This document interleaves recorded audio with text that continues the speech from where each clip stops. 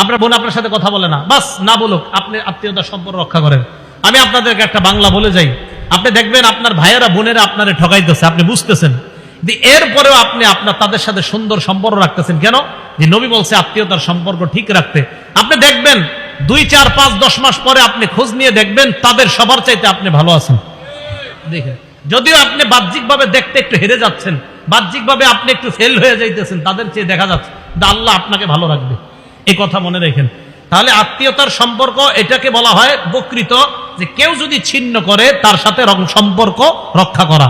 আর আত্মীয়তার সম্পর্ক ছিন্ন করা মানে ফাসেক হওয়া, আত্মীয়তার সম্পর্ক ছিন্ন করা মানে জাহান্নামে যাওয়া। আল্লাহ হেফাজত করেন। মুসলিম শরীফের হাদিস, জান্নাতুল ফেরদাউসের উপরে হলো আরশ। সুবহানাল্লাহ। হাদিসে আসছে আল ফিরদাউস আলা জান্নাহ, জান্নাতুল ফেরদাউস হলো জান্নাতের সবচেয়ে উঁচু জায়গাটা। এই হাদিসের মধ্যে নবী বলেন ওয়ামিন ফাওকিহা আল আরশ, জান্নাতুল ফেরদাউসের উপরে হলো আরশ। এবার মুসলিম শরীফের হাদিস শুনেন, আর রহিমু মুআল্লাকাতুন বিল আরশ, রক্তের সম্পর্কটা এই এখনো আরশের সাথে ঝুলে রয়েছে। এইভাবে ঝুলে ঝুলে রক্তের সম্পর্ক আর আত্মীয়তার সম্পর্ক বলতে থাকে, মান ওয়াসালানি ওয়াসালাহুল্লাহ, আমাকে যারা রক্ষা করে আল্লাহ যেন তাদেরকে রক্ষা করে।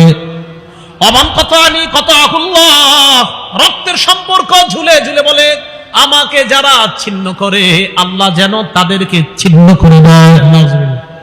রক্তের সম্পর্ক আরশের সাথে ঝুলে ঝুলে বলে আমাকে যারা রক্ষা করে আল্লাহ যেন তাদেরকে রক্ষা করে, আমাকে যারা ছিন্ন করে আল্লাহ যেন তাদেরকে ছিন্ন করে।